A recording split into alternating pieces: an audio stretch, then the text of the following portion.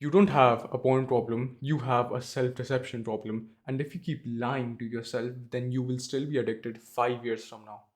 Here's why everything you've tried has failed. I was addicted to pornography for over 9 years and I started right before I was even 10.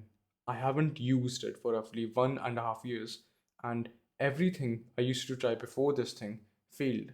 I tried blockers, I tried shame, I tried just stopping, and all failed.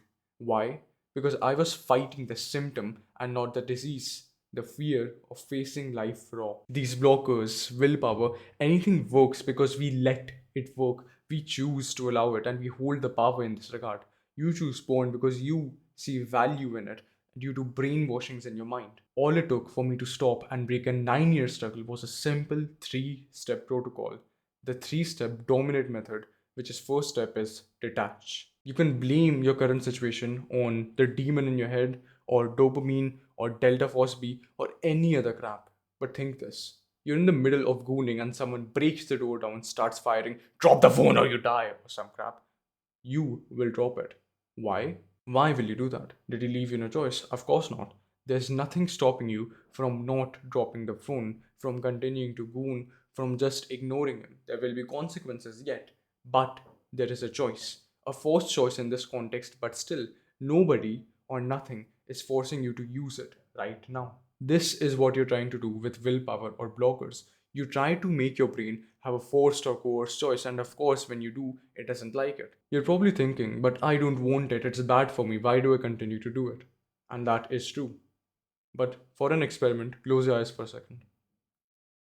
Think, what will my next thought be?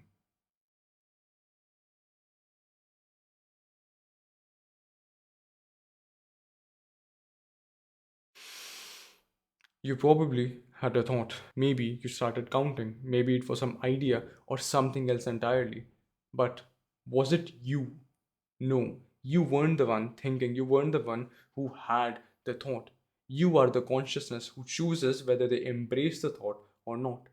You are not the game character, but the one holding the controller. This level of detachment, this ability to see our thoughts as not ourself, but something our body automatically does, like a heart beating or food being digested, is what we want, is the correct way to see your thoughts. Your thoughts are not you. The tragedy of willpower is that with just a few tweaks, it can work, if not make you thrive. But the idea of willpower itself is what's stopping you from doing better in any and every pursuit of life, including quitting pornography. 40 years ago, there was this research which claimed that willpower is a limited resource, that your ego or your self starts with 100 brain points in a day, and everything we do takes it away. Hence, we called it ego depletion. This belief got really, really famous with all the news sites covering it, and a lot of people ended up believing in that, including the generation of our parents and grandparents. This happened because of two reasons. The first was that it sounded logical. Your legs get tired, your eyes need to blink, so why shouldn't it be the same with your brain? It made sense with the understanding of the brain we had half a century ago, though. The second reason was that people want to justify their mediocrity. They want to say, oh, look, science supports me, guess I gotta watch TV and smoke to relax. In this regard, people are the same since back then. Think introverted people taking a 5 minute test quiz they took online and using that as a crutch to not fix their social anxiety. And of course, it's your parents, your teachers, your grandparents, even who taught you this, who affirmed this as, oh, your personality is just frozen in time and it will never change. When it can, when you don't need to believe this crap, this self limiting belief. I've put up a list of reasons on the screen right now, which you can read if you want, which is telling you why this belief is not really believed by scientists anymore, and why this belief, if you have it, will legit end up making your life worse. The only limits in our willpower, hence, is the way we think about it and approach it. If you look at high achievers of any time, they'll say that willpower is focusing on the moment, this second, this instant. You know what that sounds like? Mindfulness. Willpower, as most people think about it, is an inferior version of mindfulness. Never take science at face value. It is not designed to be so. Science isn't a process of being right, but instead slowly getting less wrong over time. Always remember that. This, the belief in willpower, the self limiting belief of willpower, is the reason why you keep failing. So, why not remove that and instead change over to mindfulness and increase that by meditation. When you start to realize that you're simply just sitting in a hunchback posture, you're looking at some pixels and hearing some audio and are just half naked and not really enjoying this, porn becomes much easier to quit because you start realizing that whatever fantasy you had, it only exists in your brain, and whatever's happening in reality is simply this.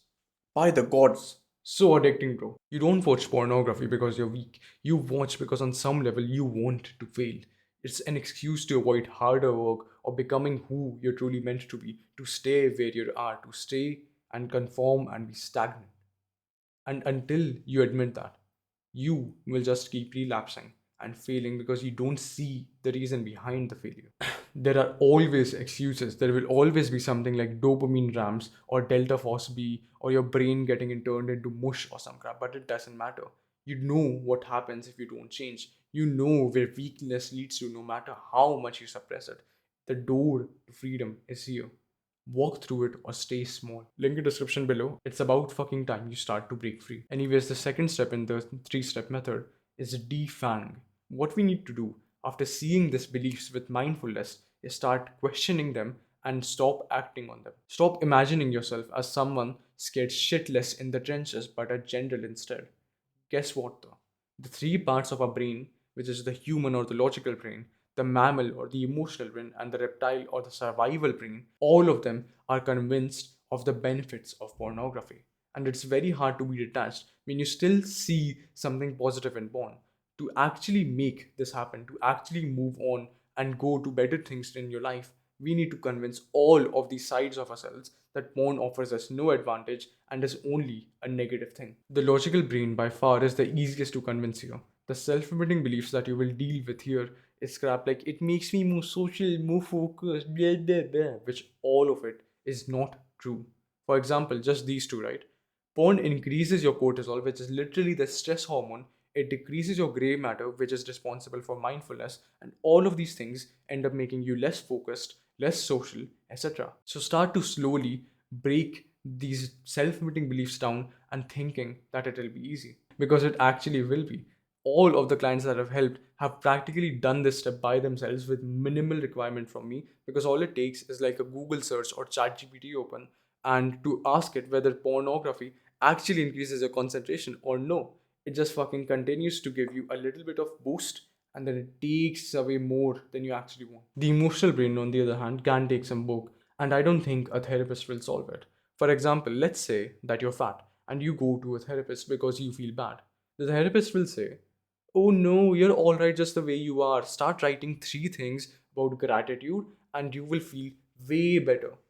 The point is that you feel shit because your hormones are crap, because you're not working out, because you feel guilty about eating junk food because you know that it's bad for you, because it's making people give looks at you which are fucking weird and they look at you with disgust. You want to fix that. The point isn't fucking therapy. The point is to go to the gym, get a private trainer or some crap, because that will be far useful. The same applies here. The therapist can only affirm. I tell you how to fucking break this weakness inside of you. If you want to do this by yourself, like I had to because I had no one like this back then, the only thing I can suggest is facing your emotions, your fears, and be less of a coward. Stop solving for emotions and instead start solving for results. The brain sees a problem like being fat and naturally feels a little guilt because we haven't solved it.